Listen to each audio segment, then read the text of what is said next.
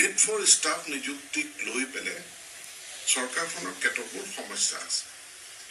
সেই সমস্যাবিলাক এনেধৰণৰ, আমি আজি অসম চৰকাৰত যি নিযুক্তিয়েই নকৰোঁ, Assam financial rule and budget management act আমি ফ'ল' কৰিব লাগিব।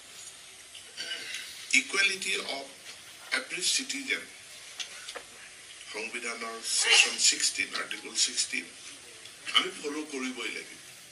সেইকাৰণে অসমত আমি পোনপটীয়াকৈ ক'ব নোৱাৰোঁ অসমৰ বিদ্যালয়ত কেৱল অসমৰ মানুহেই চাকৰি পাব। আমি আওপকীয়াকৈ কওঁ যে অসমৰ থলুৱা ভাষাৰ জ্ঞান থাকিব লাগিব। PRCক লৈ মাজত বিতৰ্কটো মনত আছে আপোনালোকৰ। এতিয়া আমি ৰেষ্ট্ৰিক্ট কৰিছোঁ যাতে অসমৰ মানুহ, বাহিৰৰ মানুহে আহি অসমত চাকৰি যাতে নাপায়, চাকৰিখিনিৰ সুবিধা অসমৰ মানুহেই পায়। সেইকাৰণে আমি কৈছোঁ অসমৰ স্থানীয় ভাষাৰ জ্ঞান প্ৰাৰ্থীজনৰ থাকিব লাগিব। আৰু স্বাভাৱিক কথা, আপুনি লোকেল লেংগুৱেজ যদি নাথাকে কেনেকৈ সেৱা আগবঢ়াব?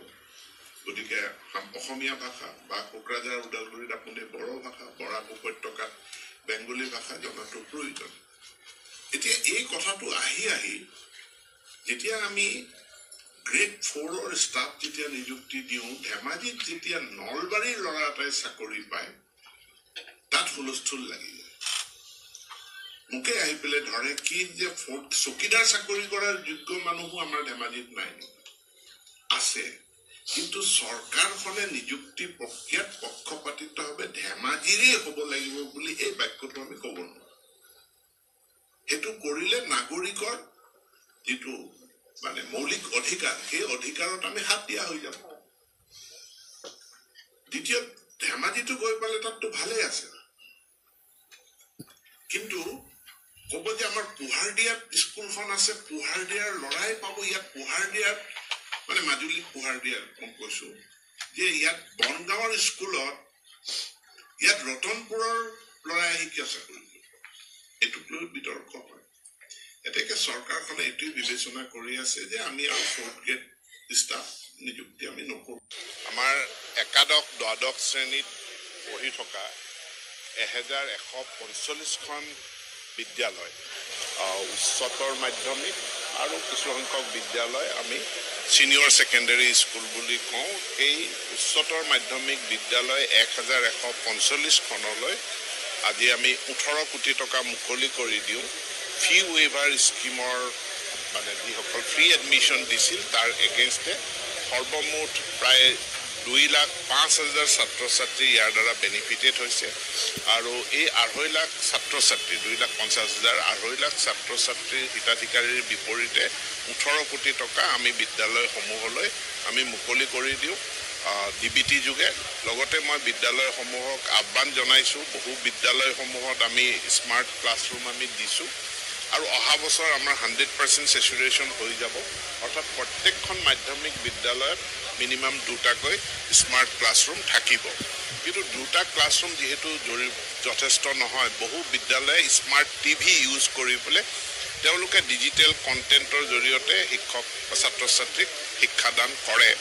গতিকে এই ডিজিটেল ডিভাইচৰ সংখ্যাটো যাতে বিদ্যালয়ত বৃদ্ধি কৰাৰ কাৰণে SMDC সমূহে তেওঁলোকে যাতে ব্যৱস্থা গ্ৰহণ কৰে আৰু এনেধৰণে তেওঁলোকে যি স্কুল গ্ৰাণ্ট পায়, ফি ৱেইভাৰৰ পৰা যিবিলাক যি পুঁজি পায়, সেই পুঁজিৰ দ্বাৰা তেওঁলোকে ডিজিটেল ডিভাইচ ক্ৰয় কৰিবলৈ মই আহ্বান জনাইছোঁ। আমাৰ যি কোৰ ছাবজেক্ট আছে 5টা, সেই কোৰ ছাবজেক্ট আমি তাত শিক্ষক দিবই লাগিব। তাত আৰু শিক্ষক নিদিয়াৰ কোনো প্ৰশ্নই উঠিব নোৱাৰে। সকলো কোৰ ছাবজেক্টত ছাত্ৰ ছাত্ৰী অনুপাতে শিক্ষক শিক্ষয়িত্ৰী দিয়া যাবই। কিন্তু যিখিনি ইলেক্টিভ ছাবজেক্ট আছে, ঐচ্ছিক বিষয়, ইয়াৰ তালিকাখন প্ৰায় 80ৰ ওচৰা ওচৰি আছে।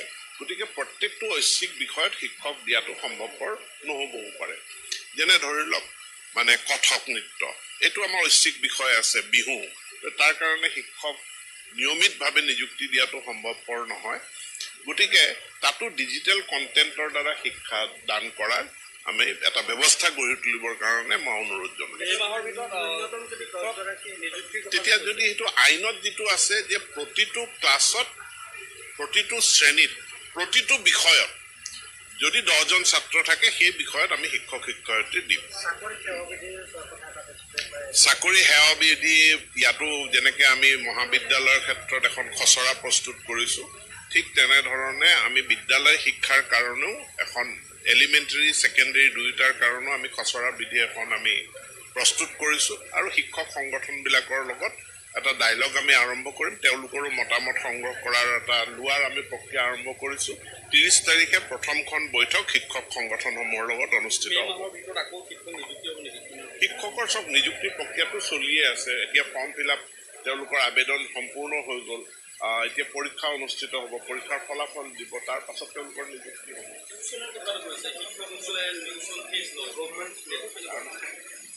কিছুমান বিদ্যালয় তেওঁলোকৰ যিখন মাচুল লোৱাৰ ৰচিদ তাত ক'ৰবাত মই টিউশ্যন ফিটো দেখা পাওঁ গতিকে টিউশ্যন ফিটো ল'ব নোৱাৰে কাৰণ টিউশ্যন ফিটো হ'ল শিকোৱাৰ কাৰণেতো শিক্ষক শিক্ষয়িত্ৰীক আমি চৰকাৰে দৰমহা দিওঁৱেই গতিকে বিদ্যালয়ত টিউশ্যন ফি থাকিব নোৱাৰে অন্য ধৰণৰ যিবিলাক মেগাজিন ফিজ কালচাৰেল এক্টিভিটিজৰ ফি স্পৰ্টছ উইক হয় তাৰ কাৰণে পইচা লয় বা কলেজৰ ডেভেলপমেণ্টৰ কাৰণে কিবা ডেভেলপমেণ্ট ফাণ্ড বা কণ্টিনজেঞ্চি ফাণ্ড এইখিনি ফিজ তেওঁলোকে ল'ব পাৰে এইটো আমাৰ বিদ্যালয় শিক্ষা বিভাগে ফৰ্মেট দি দিছে কিন্তু কোনো বিদ্যালয়ত চৰকাৰী আৰু প্ৰভিঞ্চিয়েলাইজ বিদ্যালয়ত টিউশ্যন ফিজ বুলি ফিজ ল'ব নোৱাৰে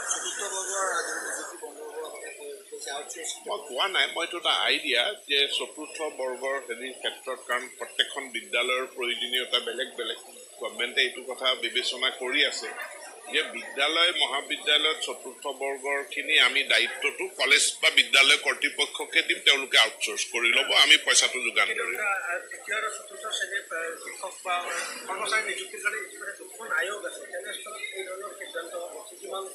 সেইটো আয়োগ চলি আছে কিন্তু এইটো হ'ল যে বিদ্যালয় এতিয়া বিদ্যালয় আমাৰ প্ৰায় 50,000 ওচৰা-ওচৰি বিদ্যালয় তাৰপিছত মহাবিদ্যালয় এই বিদ্যালয় মহাবিদ্যালয়বিলাকত আছে ইতিমধ্যে গ্ৰেড 4 যেতিয়া নতুনকৈ হেৰি হৈ যাব এইটো MTS মই এই আইডিয়াটো দিছোঁ মই তেওঁলোকৰ পৰা মতামত বিচাৰিছোঁ যে এইটো বিদ্যালয়বিলাকত SMDCয়ে যদি আউটচোৰ্চ কৰে কেনে হয় এই কথাটো অধ্যক্ষসকলক মোক জনাবলৈ কৈছোঁ এইটো মোৰ সিদ্ধান্ত নহয় এইটো অসম চৰকাৰৰ সিদ্ধান্ত নহয় তেওঁলোকো ষ্টেক হোল্ডাৰ হয় গতিকে মই অধ্যক্ষসকলৰ অপিনিয়ন বিচাৰিছোঁ চক আপোনাকতো নালাগে গ্ৰেড 4 জন কাক লাগে প্ৰিন্সিপালজনক লাগে প্ৰিন্সিপালজনে বিভিন্ন সমস্যাত ভোগে এতিয়া তেওঁ আউটচোৰ্চ কৰি ল'ব নে অসম চৰকাৰৰ পৰা দিয়াটো ল'ব এইটো তেওঁ বিদ্যালয়ৰ শিক্ষকসকলক ক'বলৈ দিয়ক আমি এটা মতামতটো আগতীয়াকৈ দিয়া উচিত নহয়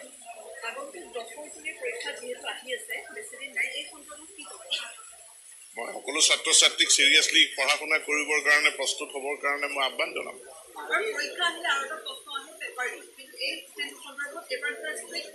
এছাম মানুহে পেপাৰ গভৰ্ণমেণ্টখনক বদনাম দিয়াৰ কাৰণে তেওঁলোকে পেপাৰ লিক হওক বুলি পূজা প্ৰাৰ্থনা কৰি থাকে আৰু আমি চেষ্টা কৰোঁ যাতে এইটো নহয় গতিকে যিসকলে পূজা প্ৰাৰ্থনা কৰি আছে পেপাৰ লিক হওক তেওঁলোকৰ পূজা প্ৰাৰ্থনা মই ভাবোঁ যে সফল নহ'ব আৰু আমি যিসকলে দেহে কেহে কষ্ট কৰি কাম কৰি আছোঁ আমি আমাৰ কৰ্মৰ ফল